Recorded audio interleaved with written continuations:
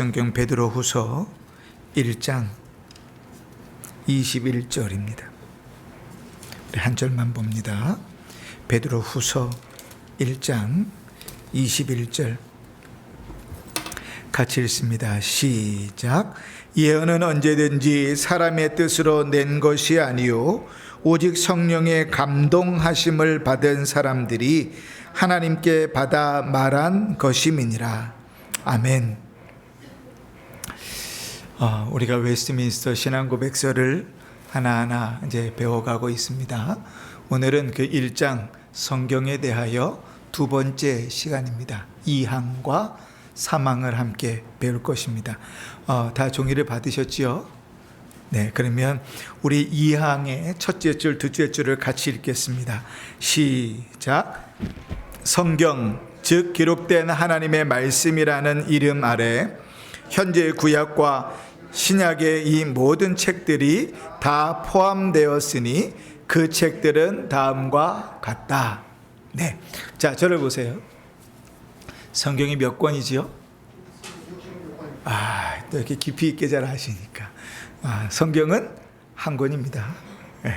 근데 이 한 권을 몇 개로 크게 둘로 나눕니다. 그래서 앞에 것은 구약, 뒤에 것은 신약. 근데 이게 여러 개가 묶여 있잖아요. 그래서 우리는 성경을 성경전서 이렇게 표현합니다. 그죠? 성경전서. 그리고 앞에 있는 내용들을 구약전서, 뒤에 있는 것을 신약전서. 그 전서라는 것은 전체를 모았다 이런 뜻이죠. 그죠? 그 성경은 한 권인데 크게 둘로 나눕니다. 구약전서와 신약전서로 나누고, 구약성경은 몇 권이 있어요? 구약전서 안에는 몇 권이 들어있습니까? 빨리 생각이 안 나시죠? 자, 우리가 구구단을 외우라 그랬어요. 몇 단을 외워야 될까요? 3단을 외워야 되겠죠. 그러면 구약성경은 몇 권으로 되어 있죠? 그러니까 39권. 신약성경은 몇 권으로 되어 있어요? 27이니까 27권. 39권, 27권 더해서 66권. 네. 이 정도는 아셔야 돼요. 네. 그러니까 제가 아무리 양보해도 이 정도는 아셔야 돼요. 네. 자, 그 성경은 한 권이다. 한 권이 둘로 나눠진다. 구약성경, 신약성경. 구약전서는 몇 권으로 되어 있다고요? 39권. 신약성경은 27권. 이렇게 외우면 되게 복잡하니까 그냥 좀 외우기 쉽게 39, 27 이렇게 외우자 그랬어요. 구약은 39권, 신약은 27권 더하면 66권. 그지? 이 정도는 이제 알아야 예수 믿습니다. 그러면 성경에 대해서 이야기할 수 있는 거예요. 자, 그러면 이제 구약 성경에 39권이 뭐 있는가? 자, 이제 구약 같이 읽습니다. 시작.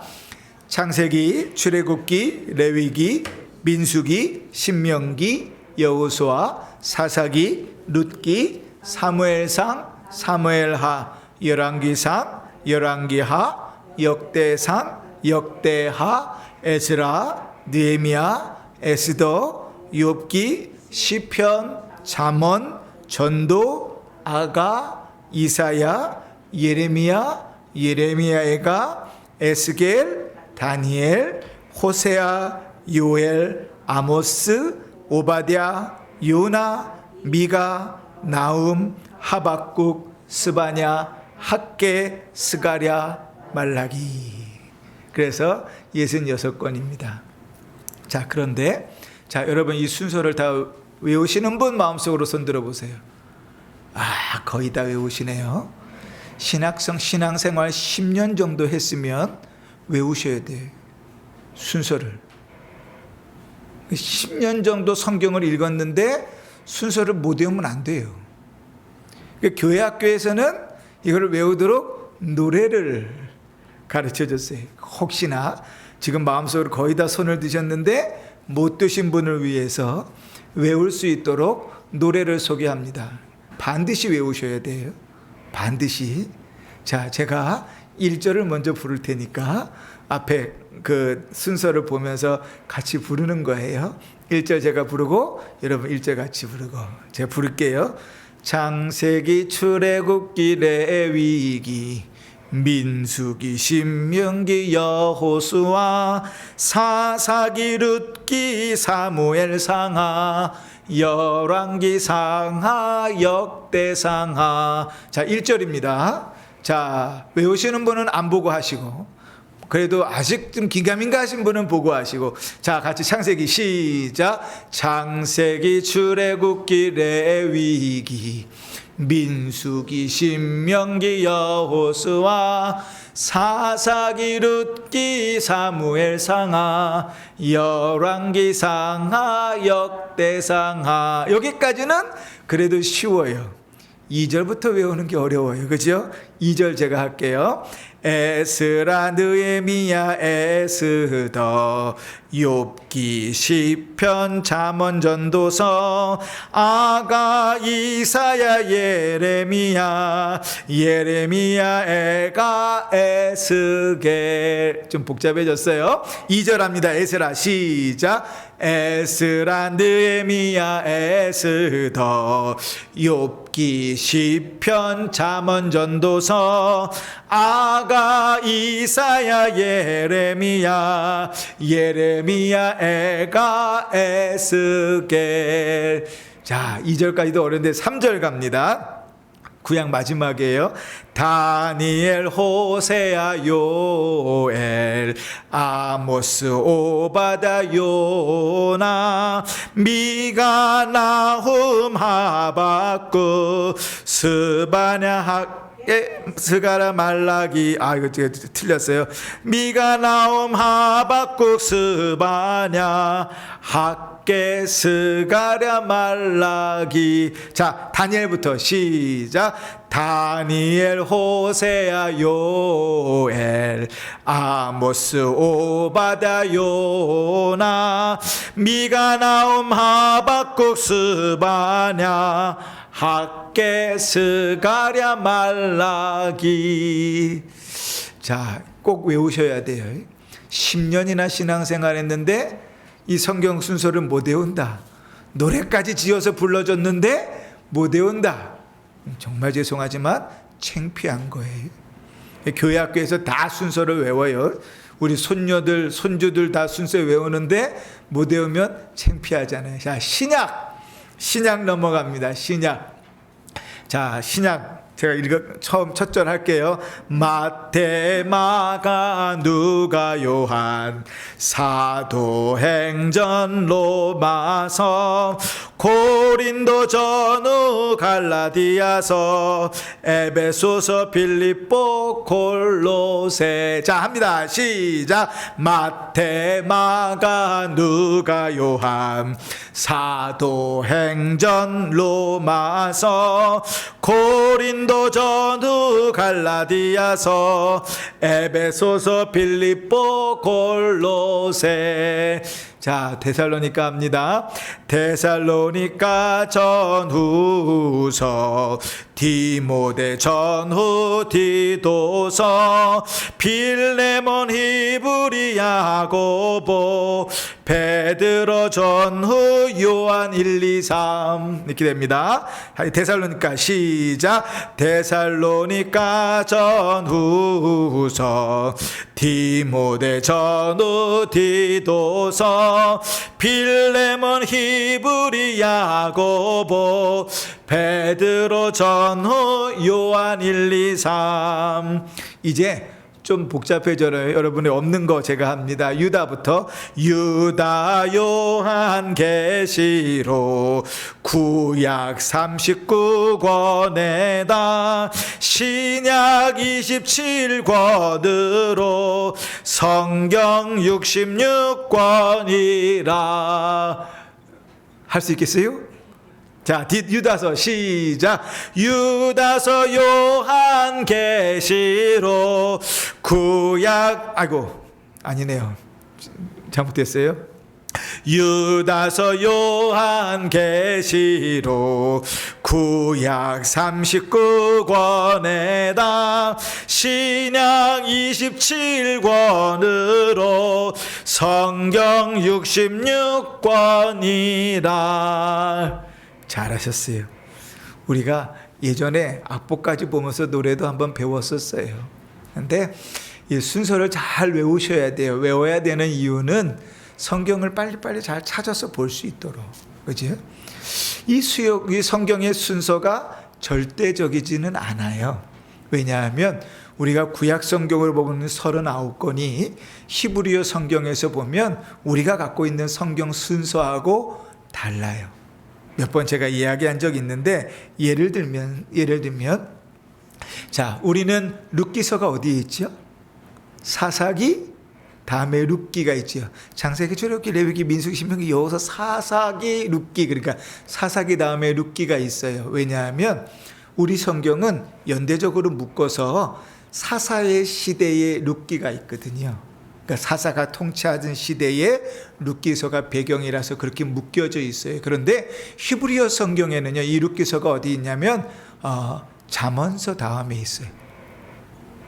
전도서 다음에 있어요. 다시요. 잠깐만요. 아이고, 잠깐 제가 찾아볼게요.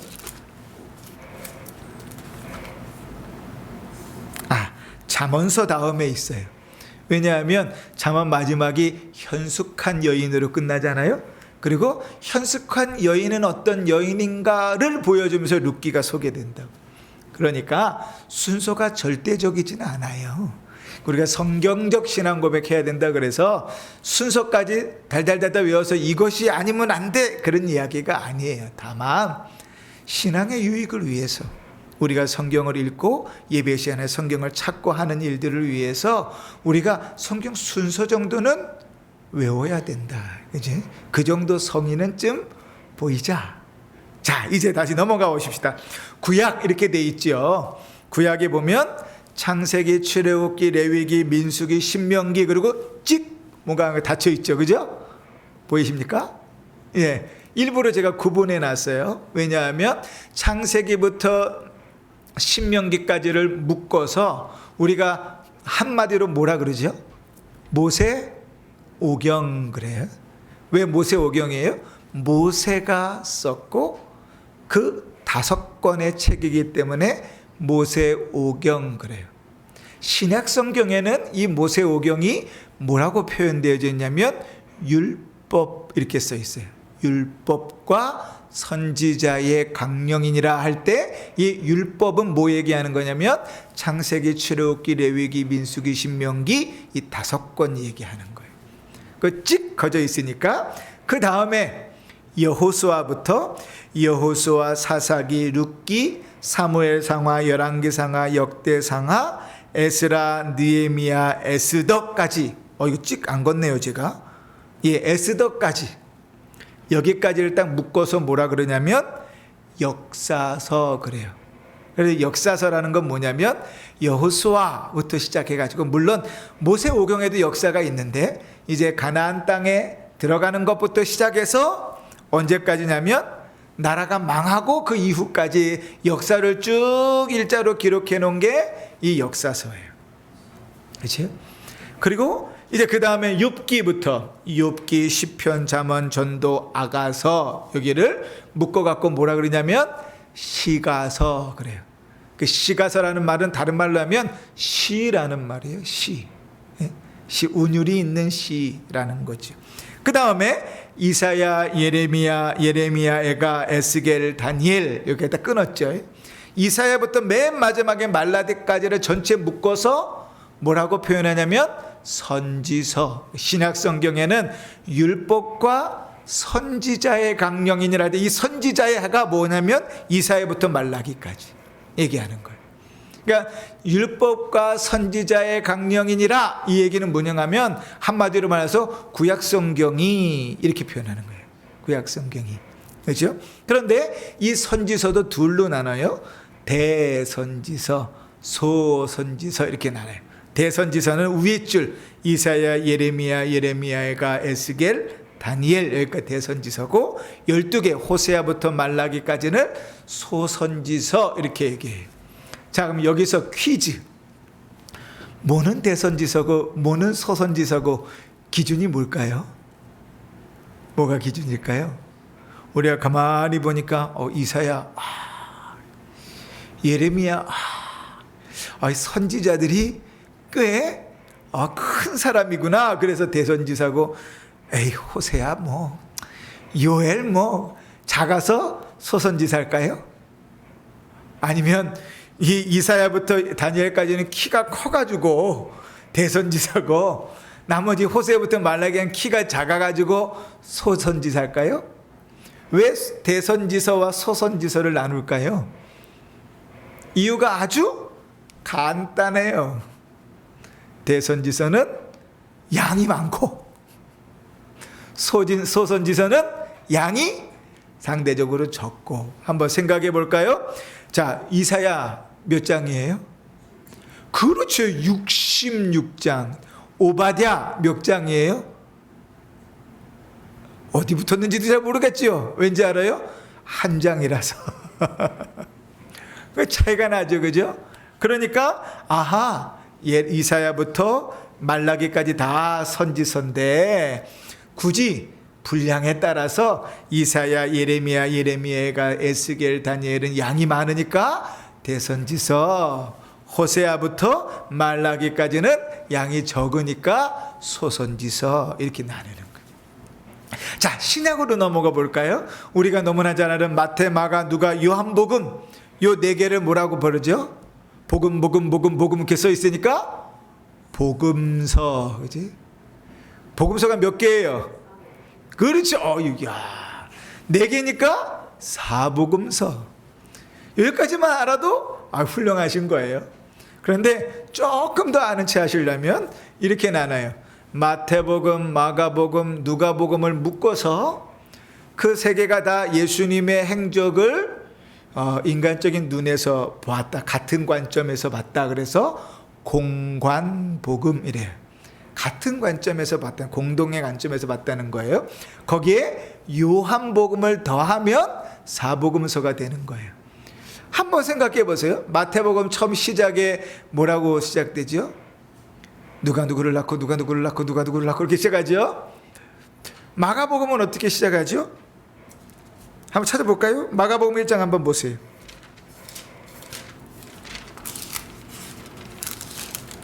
자, 마가복음 1장을 보니까 하나님 아들 예수 그리스도의 복음의 시작이라 이렇게 시작하죠. 누가복음은 뭐예요? 편지니까 편지에 대한 내용으로 누가복음은 이렇게 시작해요. 볼게요. 우리 중에 이루어진 사실에 대하여 처음부터 목격한 말씀의 일꾼된 자가, 이렇게 자기를 소개하죠. 근데 요한복음은 어떻게 시작하죠? 태초에 말씀이 계시니라. 이 말씀이 하나님과 함께 계셨고. 그 완전 분위기가 다르죠. 예? 그래서 마태, 마가, 누가복음은 하나로 묶어서 공관복음이다. 요한복음까지 묶어서 4개니까 사복음서다 그래요. 자, 우리가 구약 성경에서 역사서는 뭐부터 시작해요? 여호수아부터 에스더까지였죠, 그죠? 근데 신약 성경의 역사서는 딱 한 권밖에 없어요. 뭘까요? 사도행전, 그지? 예수님께서 승천하신 이후부터 기록돼서 교회의 역사가 쫙 기록되다가 뚝 그쳤어요. 마치 계속 기록돼야 될 것처럼 28장에서 끝나죠. 그러니까 사도행전만 역사서예요. 그 다음에 로마서부터 시작해서 요한계시록 발의 전까지 유다서까지는 다 뭐냐면 편지예요. 편지. 그 제목이 어떻게 붙여졌는가? 어떤 거는요 보낸 사람 이름으로 제목을 붙이고, 어떤 거는요 받는 사람 이름으로 제목을 붙이고 이렇게 썼어요. 그래서 로마서, 그럼 보낸 사람 이름일까요? 받는 사람 이름일까요? 받는 사람 이름이죠, 그죠? 바울이 로마의 교회에 편지하는 거예요, 그죠? 자, 디모데전서 보내는 사람 이름일까요? 받는 사람 이름일까요? 그 받는 사람 이름이죠. 받는 사람 이름이 디모데인 거예요. 그런데 베드로전서, 보낸 사람 이름일까요? 받는 사람 이름일까요? 그렇죠. 보낸 사람 이름이에요. 베드로가 교회에 보낸 거예요. 그러니까 이거 잘 읽어야 돼. 내용을 모르면 이름이 어떻게 지어졌나 그저 헷갈리게 돼요. 자, 그런데 그 중에서도 대부분은 누가 썼는가? 바울이 썼어요. 신약 성경 편지의 대부분은 바울이 썼고, 바울이 쓴 편지들 중에서 두 가지를 좀 우리가 나누길 원하는데, 첫 번째는 뭔가 하면 에베소서, 빌립보서, 골로새서, 그리고 빌레몬서. 빌레몬 어디 사람이라 그랬어요? 골로새 교회 사람이라 그랬죠? 요 네 개를 묶어서 바울이 감옥에 썼었기 때문에 옥중서신이다 그러지. 그 다음에 또 이런 것도 있어요. 디모데전서, 디모데후서, 디도서. 받는 사람 이름이죠. 디모데하고 디도에게 보내는 거죠. 근데 바울이 그 디모데와 디도에게 목회를 어떻게 해야 되는지에 대해서 가르치는 서신이어서 목회서신 이렇게도 얘기해요. 그래서 우리가 직분자에 대한 내용들을 다룰 때 반드시 디모데전서, 디도서를 거치지 않고는 넘어갈 수 없어요. 왜냐하면 바울이 목회에 대한 내용들을 거기에 그렇게 썼기 때문에. 그리고 또 이제 또 다른 저자가 누가 있냐면 히브리서부터 이제 유다서까지가 있는데, 그것은 바울 저작이 아니고 여러 사람들이 써서 공동서신, 공동 묶어가지고 여러 사람이 썼다. 그러니까 보통 저는 그런 입장인데, 히브리서는 바울이 썼다는 입장입니다. 그러니까 대대적으로 그런 입장들이 내려왔는데, 이제 18세기에 들어서면서 문체가 다르잖아, 내용이 다르잖아 이러면서 이제 히브리서의 저작을 바울이 아닌 것으로 미상으로 신학계가 돌렸어요. 그런데 이제 저는 대대로 내려오는 전통을 따라서 히브리서는 바울이 썼다고 생각하고 있고, 그 다음에 이 야고보서, 이 야고보서는 누가 썼다 그랬죠? 누가 썼다고 우리 얼마 전에 했잖아요. 야고보서 누구예요? 예수님의 동생 야고보. 그치? 원래 우리가 잘 아는 예수님의 제자 야고보는 제자들 중에 최초로 순교했죠. 그죠? 네로 왕제 때. 이 야고보서는 예수님의 동생 야고보.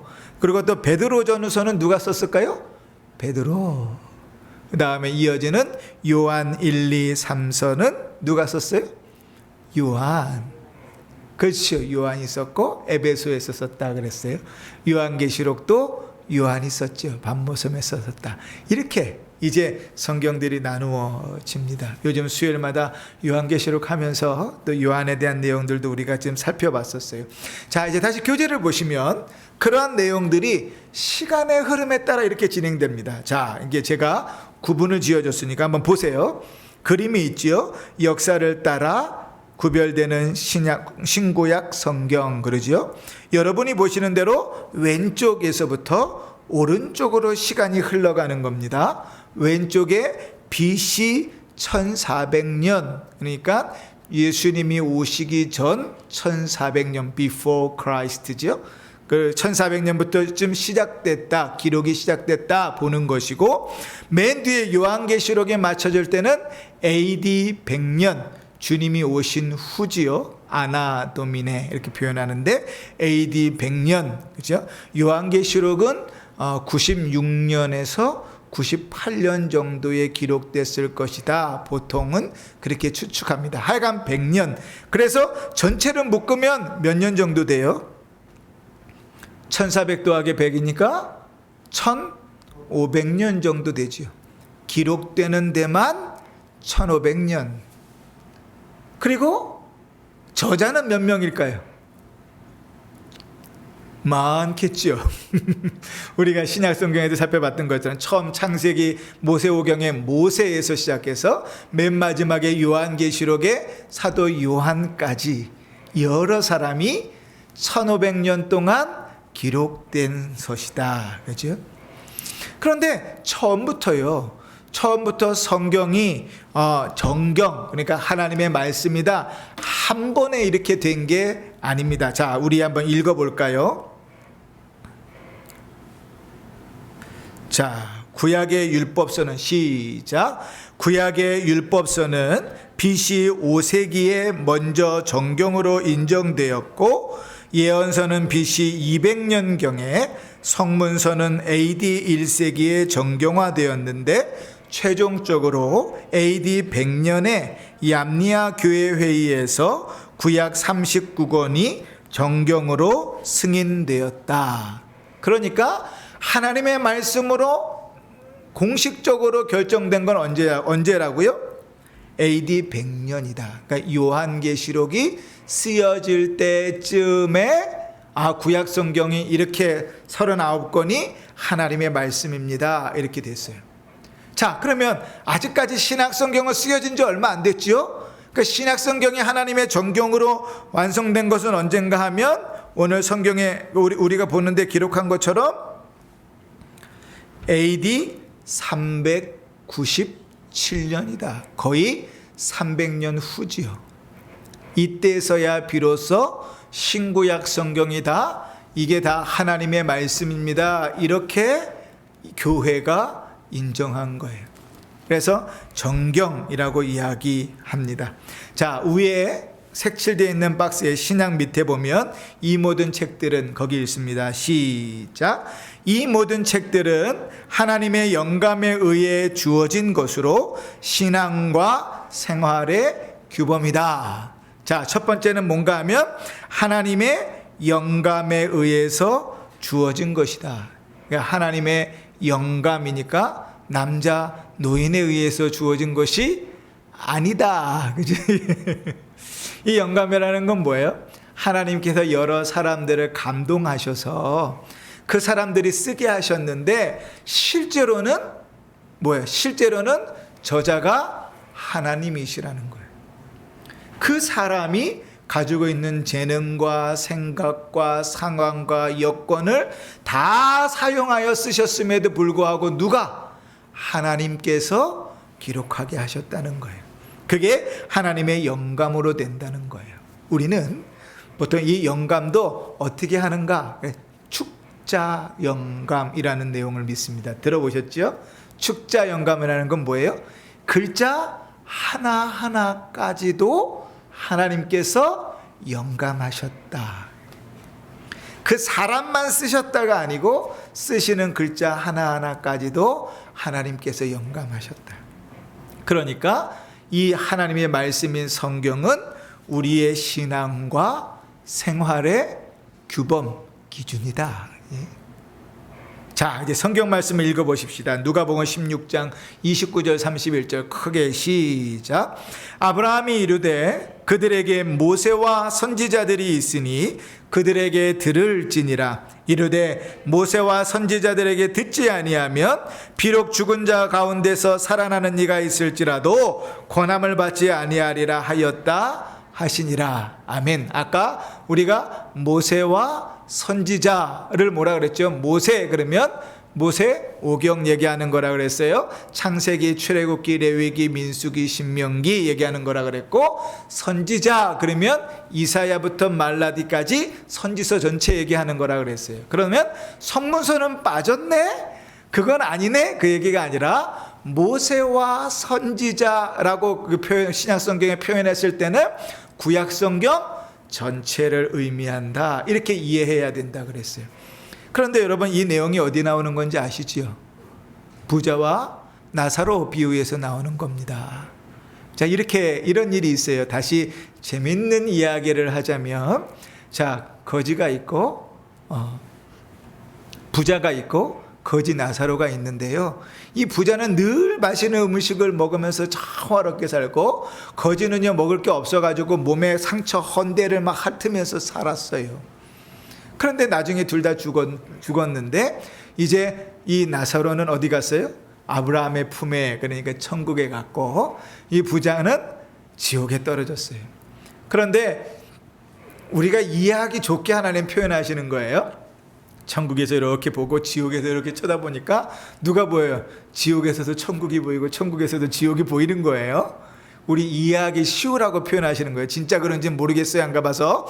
그런데 이해하기 쉬우라고 표현하시는 거예요. 그러니까 밑에서 부자가 너무 꺼지지 않는 불이 뜨거운데 메마른데 저 위에 아는 얼굴이 보이거든. 거기 가만히 생각해 보니까 맨날 우리 집 문 앞에 있던 그 거지야. 그래도 또 그게 모르는 사람보다 일면식 있는 사람이 낫다고 이제 그 거지에게 물 한 방울만 찍어서 내 목에 죽여달라 그러죠. 얼마나 간절하면 그러겠어요. 여러분, 이 물 한 방울 이거 이렇게 똑 해갖고 이렇게 하면 이 뭐 갈증이나 해서 되겠어요? 그런데 얼마나 갈급함. 근데 그때 안 된다 그러죠. 거리가 멀어서 안 된다. 그랬더니 이 부자가 하는 말이에요. 우리 집에 아직 살아있는 내 식구들, 동생들이 있는데 그 거지를 살려서 돌려보내면 그들이 하나님을 믿어서 지옥에 오지 않을 것이다. 이렇게 얘기하는 거죠. 그럴듯하죠? 그죠? 그때 하나님 하시는 얘기예요. 뭐라고요? 모세와 선지자들이 있으니, 다른 말로 하면 하나님의 말씀이 이미 주어져 있으니 하나님의 말씀으로도 믿지 못하면 죽은 자가 살아와도 구원받는 일은 없다. 우리는 죽은 자가 살아오면 구원받을 것 같잖아요. 그죠? 하나님의 말씀으로도 믿지 않으면 죽은 자가 살아오는 것 같고 믿음이 생기지 않는다는 것. 그 대목입니다. 그죠? 모세와 선지자로 말미암아 그들에게 듣지 아니하면 비록 죽은 자 가운데서 살아있는 자가 있을지라도 권함을 받지 아니하리라. 그러니 여러분, 우리가 말씀을 듣는다는 것 엄청나게 중요한 것이죠. 복된 것, 그것을 넘어서 이건 중요한 일이에요. 왜냐하면 죽은 자가 살아온 것보다 더 능력 있는 게 말씀을 듣는 거예요. 그러니까 말씀을 들으려고 해야 되고 잘 들어야 되고 깨달아야 되는 것이죠. 자, 에베소서 2장 20절 시작. 너희는 사도들과 선지자들의 터 위에 세우심을 입은 자라. 그리스도 예수께서 친히 모퉁이 돌이 되셨느니라. 자, 여기는 이렇게 표현하네요. 사도들과 선지자들의 터 위에. 자, 사도들, 선지자들, 이게 누굽니까? 교회의 주역들이고 신약 성경을 쓴 사람들이죠. 그죠? 그러니까 이 말씀은 어떻게 이해하는 거예요? 이것도 역시 하나님의 말씀 위에 서 있다, 이 얘기인 거죠. 자, 또 넘어가서요. 요한계시록 22장 18절 19절, 이제 하늘에서 들리는 음성이에요. 같이 읽습니다. 시작. 내가 이 두루마리의 예언의 말씀을 듣는 모든 사람에게 증언하노니 만일 누구든지 이것들 외에 더하면 하나님이 이 두루마리에 기록된 재앙들을 그에게 더하실 것이요, 만일 누구든지 이 두루마리의 예언의 말씀에서 제하여 버리면 하나님이 이 두루마리에 기록된 생명나무와 및 거룩한 성에 참여함을 제하여 버리시리라. 아멘. 이 두루마리의 예언의 말씀, 성경 얘기하는 건데, 여러분, 요한이 반모섬에서 꿈을 꾸는데 하늘에서 이런 성경책이 쫙 내려왔다고 하면 요한은 이해할 수 없었을 거예요. 왜냐하면 당시에는 이런 종이도 없었고요, 이렇게 묶여진 책도 없었어요. 당시에는 성경을 어디다 썼냐면 가죽에다가 써서 둘둘둘둘둘 말았어요. 그래서 그거를 두루마리라 그러죠. 그러니까 여기에 말하는 내가 이 두루마리의 예언의 말씀을 할 때 이 두루마리의 예언의 말씀을 뭘로 이해하면 좋아요? 성경, 하나님의 말씀으로 이해하면 좋아요. 그럼 뭐 얘기하는 건가? 우리에게 주어진 66권의 성경 외에 누구든지 무엇을 여기다가 더하면 뭘 받아요? 저주를 받을 것이다. 66권의 성경 중에 누구든지 이것을 하나라도 빼면 뭐 한다고요? 하나님의 참여함에 지하심을 얻을 것이다. 그럼 무슨 얘기예요? 버림받을 것이다. 지옥 갈 것이다. 하나님의 말씀 66권은 그대로 하나님의 말씀인 거죠. 그러니까 우리 교회가 원로 목사님 때부터 성경적 신앙생활을 해야 됩니다. 성경 안에서 해야 됩니다. 강조하시는 것은 원로 목사님이 참 할 일이 없어서 그냥 생각해 보니까 그거라도 잡고 목회를 해야겠다, 이런 생각이 아니에요. 이게 절대적인 거라고요. 그래도 이 절대적인 것을 위해서 평생을 바치신 거예요. 이 땅의 교회가 이 말씀을 따라서 살아가는 일은 절대적인 거예요. 우리가 너무나 잘 아는 디모데후서 3장 16절, 모든 성경은 뭘로 됐다고요? 하나님의 감동으로 되었다고요. 교훈과 책망과 바르게 함과 의로 교육하기에 유익하다. 이는 하나님의 사람으로 온전케 하며 모든 선한 일을 행하기에 온전하게 하려 함이라. 그러니까 어떻게 해야 될지 모르면 성경을 보세요. 답답하면 성경을 보세요. 뭔가 잘못됐다고 생각하면 성경을 보세요. 어디로 가야 될지 모르겠으면 성경을 보세요. 그게 우리 신앙 고백이에요. 성경을 읽고 성경을 암송하고 성경을 공부하고 설교를 듣는 것 외에 우리의 믿음이 자라고 우리가 나아갈 길을 알 수 있는 방법은 없어요. 그러니 예배를 드리는 시간이, 성경을 읽는 시간이, 성경을 암송하는 시간이, 성경을 공부하는 시간이 대단히 귀하고 복된 거예요. 자, 사망을 읽습니다. 사망 시작. 보통 외경이라 부르는 책들은 하나님의 영감으로 기록된 것이 아니므로 정경에 속하지 않는다. 따라서 이런 책들은 하나님의 교회 안에서 아무런 권위도 없고 인간의 다른 기록들보다 더 인정되거나 사용되어서도 안 된다. 여러분, 우리가 신앙 고백서는 당시의 이단에 대해서 반대하여 교회의 믿음의 고백이 나오는 거라 그랬죠. 그러면 웨스트민스터 신앙 고백서가 만들어질 당시에 이단은 뭐라 그랬어요? 가장 큰 이단이 뭐였죠? 아이고, 그렇죠. 천주교회, 가톨릭이었죠. 그 천주교회가 왜 이단인가? 오늘 여기서도 사망에서도 그걸 보여주는 거예요. 뭔가 하면 성경 66권 외에 뒤에다가 그거 외에 성경이 더 있다고 붙인 거예요. 그것을 외경 혹은 가경 그렇게 이야기해요. 우리 성경은 없지요. 몰래 저 옆에 그 성당 하나 있죠. 그 몰래 들어가셔서 문을 싹 열고 들어가면 들어갈 수 있어요. 들어가면 뒤에 성경책이 꽂혀 있을 거예요. 그 성경책에 이렇게 약간 구약 끝에 쪽을 한번 봐보시라고. 그러면 말라기 다음에 뭐가 더 있어요? 뭐가 더 있어요?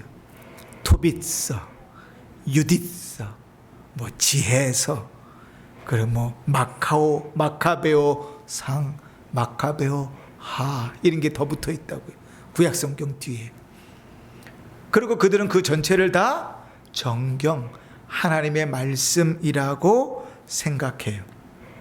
아예 그 16세기의 트렌트 공회에서 그 정경을 39권과 함께 하나님의 말씀으로 인정해 버렸어요. 우리 성경에는 있어요, 없어요? 없어요. 우리의 신앙 고백은 뭐죠?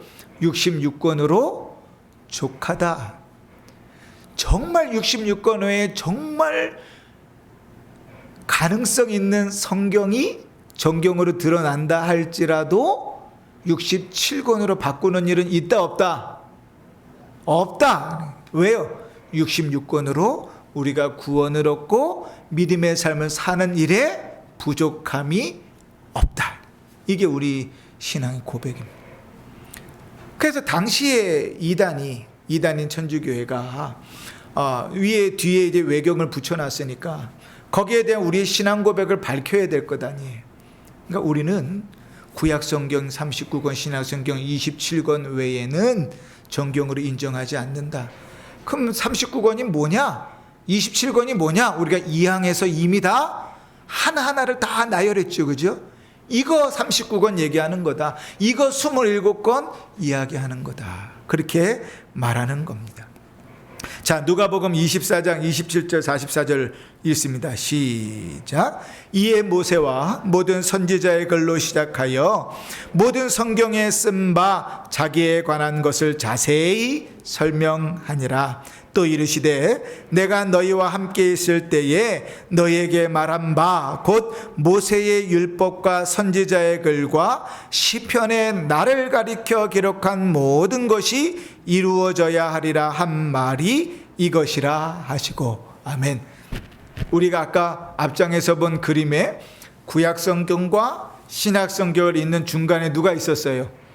예수 그리스도께서 계셨지요. 그래서 우리가 종말론 공부할 때 구약 시대의 성도들은 어떻게 구원을 얻었다 그랬지요? 오실 예수님을 바라봄으로 구원을 얻었다 그랬고, 신약 시대의 성도들은 오신 예수님을 믿음으로 구원을 얻었다 그랬어요. 그 중심에 예수 그리스도가 있어요. 오늘 지금 그 얘기 누가복음 24장에 한 거예요. 구약성경 여기는 시편까지 꼭 집어줬네요. 그죠? 모세의 율법과 선지자의 글과 시편에 기록된 내용이 누구를 향한 거라고요? 나를 향한 것이라고. 그러면 우리 한 가지 확실해졌어요. 외경에 있는 내용 중에 누구를 이야기하지 않는 것은 성경이 아니에요? 예수 그리스도에 대하여 말하지 않는 것은 성경이 아니에요. 자, 로마서 3장 2절 시작. 범사에 많으니 우선은 그들이 하나님의 말씀을 맡았습니다. 베드로후서 1장 21절 시작. 예언은 언제든지 사람의 뜻대로 낸 것이 아니요 오직 성령의 감동하심을 받은 자들이 하나님께 받아 말한 것임이라. 아멘. 그 시대를 살았던 사람들이 적었다고 다 성경이 되는 것이 아니다. 여러분, 이런 것도 있어요. 이제 구약 성경에 천주교에서 붙여놓은 외경도 있지만 위경이라는 것도 있어요. 위경. 이게 위경이란 말은 가짜 성경이라는 거예요. 왜 가짜 성경이냐 하면 정말 그 사람이 쓴 게 아닌데 그 사람의 이름을 빌어서 쓴 거예요. 예를 들면 우리가 베드로전서 알죠? 그런데 베드로전서를 누가 썼어요? 베드로전서 누가 썼어요? 그죠? 베드로가 썼죠. 그런데 사실은 베드로가 쓴 게 아니고 김교훈이가 쓴 건데 제목을 베드로가 썼다고 베드로 이렇게 써놓았다. 그러면 이거는 진짜예요, 가짜예요? 가짜죠. 그 얘기하는 거예요. 위경이라는 것은 그때 당시에 그런 것들이 너무 많았다. 그 대표적인 것으로 에녹서 있어요. 에녹은 누구죠? 죽음을 맛보지 않고 올라간 사람, 그죠? 그런데 누군가 그 에녹의 이름을 빌어서 에녹서를 썼어요. 그치? 또 솔로몬의 시편 이런 것도 있어요. 솔로몬이 썼다고 주장하며 기록된 내용들이지요. 자, 모세는 무덤이 어디 있는지 압니까? 모릅니까? 몰라요. 그런데 누군가가 모세가 쓴 것처럼 모세 승천기 이러면서 적어놓은 내용들이 있어요. 다 하나님 말씀하고는 거리가 멀다. 특별히 그거는 가짜, 남의 이름을 도용해 쓴 거라 가경이라 그럽니다. 그러면 이들을 정경으로 부인하는 이유를 네 가지 제가 적었습니다. 첫 번째 뭔가 하면 원래 히브리인의 성경에 포함된 일이 없다. 원래 히브리인들이 가지고 있는 구약 성경에 이 외경이 포함된 적이 없어요. 언제 포함된가 하면 한참 뒤에 포함된 것이거든요. 외경이. 그러니까 인정할 수 없다. 두 번째, 그리스도나 사도들에 의해서 인용된 적이 없다. 다시 말하면 예수님께서 구약 성경을 인용하셨잖아요. 그죠? 구약 성경을 여기저기서 많이 인용하시는데 이 외경을 인용하신 흔적이 없다. 그리고 또 초대 교부들의 정경 목록에도 없다. 이게 무슨 얘기인가 하면 초대 교부들까지 사도들이 다 죽고 그 다음에 일어난 이제 교부라고 얘기하는데 그 초대 교부들, 사도와 가까이 살았던 혹은 그들의 얼굴을 봤던 혹은 그들의 가르침을 받았던 그 교부들이 하나님의 말씀이라고 인정한 그 내용에 그게 없다는 거예요. 마지막으로 내적인 증거가 없다. 하나님의 감동으로 기록된 증거가 거기 없다. 그래서 우리는요, 두 가지를 조심해야 됩니다. 첫 번째는 성경이 아닌데 마치 성경인 것처럼 주장하고 따르는 이들이 있어요. 예를 들면 몰몬교가 그렇습니다. 몰몬교는 어느 날 이 스미스라는 사람이 꿈을 꿨는데 한 나무를 보여주면서 그 나무의 오른쪽으로 몇 발자국으로 왼쪽으로 몇 발자국 거기를 파보면 새로운 경전이 있을 거야. 그리고 파봤는데 진짜 몰몬경이 있었어요. 그래가지고 그 몰몬경을 하나님의 제2의 말씀으로 믿는 거죠. 맨날 양복 입고 하얀색 와이셔츠에 맞고 여기 검은색 명찰 달고 다니시는 분들 있죠. 그들은 이 66권 성경 외에 다른 성경을 믿는 사람들이죠. 근데 이단들도 마찬가지예요. 성경을 가지고 이야기해요. 그 끝단자잖아요. 다르리자 끝단자니까. 그러니까 성경을 가지고 자기들의 논리를 펴나가요. 그러니 우리가 성경에 대해서 잘 알지 못하면 우리는 쉽게 유혹받을 수 있다. 모든 이단을 아는 것보다 하나의 말씀을 제대로 아는 것이 더 낫다. 이제 오늘은 이렇게 사망까지 살펴보았습니다. 배우는 시간들이 다소 따분하고 졸릴 수 있어요. 오늘 날씨가 덥고 에어컨도 고장나서 졸리실 수 있지만 그래도 하나님의 말씀이 뭔지를 잘 배워간다고 생각하시고 또 하나님의 말씀을 다른 각도에서 가르치는 내용이라 생각하시고 힘써 배워가시는 은혜가 있기를 바랍니다. 기도하십시다.